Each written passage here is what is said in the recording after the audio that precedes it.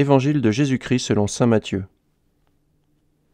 En ce temps-là, Jésus, arrivé dans la région de Césarée de Philippe, demandait à ses disciples : « Au dire des gens, qui est le Fils de l'homme » Ils répondirent : « Pour les uns, Jean le Baptiste, pour d'autres, Élie, pour d'autres encore, Jérémie ou l'un des prophètes. » Jésus leur demanda : « Et vous, que dites-vous ? Pour vous, qui suis-je » Alors Simon-Pierre prit la parole et dit : « Tu es le Christ, le Fils du Dieu vivant. »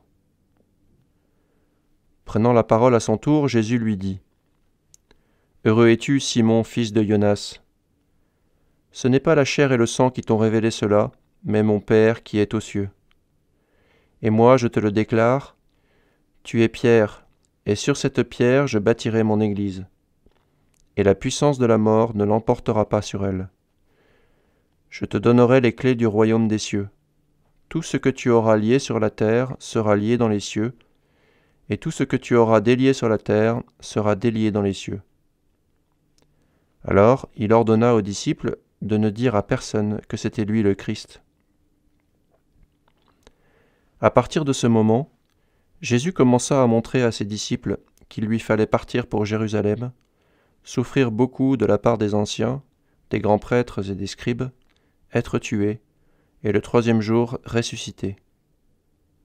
Pierre, le prenant à part, se mit à lui faire de vifs reproches. « Dieu t'en garde, Seigneur, cela ne t'arrivera pas. » Mais lui, se retournant, dit à Pierre : « Passe derrière moi, Satan. Tu es pour moi une occasion de chute. Tes pensées ne sont pas celles de Dieu, mais celles des hommes. »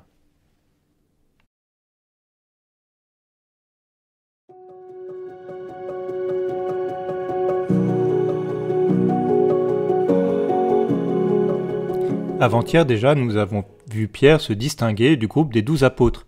Il était descendu de la barque pour se retrouver du côté de Jésus en marchant sur les eaux. Pierre n'était plus simplement le porte-parole des apôtres, il était celui qui, par un acte de foi unique et surtout par une grâce particulière, avait été appelé par Jésus à être avec lui. On retrouve aujourd'hui cette mise à part de Pierre. Alors que les foules et les autres disciples reconnaissent en Jésus le Messie, sans être très précis sur ce que cela signifie, Pierre, par une révélation spécifique du Père Céleste, formule une profession de foi unique et reçoit de Jésus une mission toute particulière. Pierre devient la pierre sur laquelle Jésus pourra fonder son Église. Nous le comprenons bien, Jésus prépare déjà le temps qui suivra sa mort et sa résurrection. En s'associant Pierre d'une manière particulière, il prépare déjà la construction de l'Église par laquelle et dans laquelle il pourra continuer à rejoindre chaque homme. Prions particulièrement aujourd'hui pour le pape successeur de Pierre et rendons grâce à Dieu pour ce don de l'Église.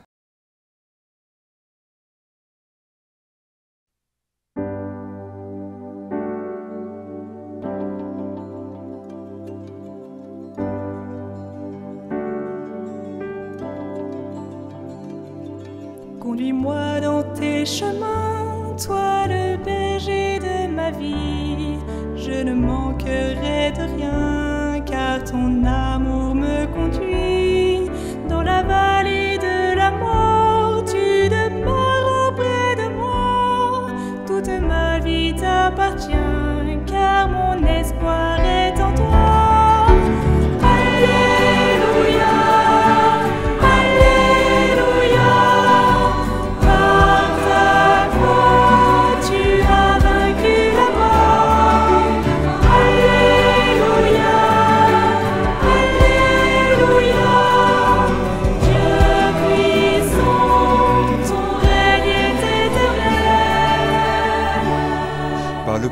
De mon péché, j'étais séparé de toi, mais ta grâce a abondé, tu m'as libéré du mal.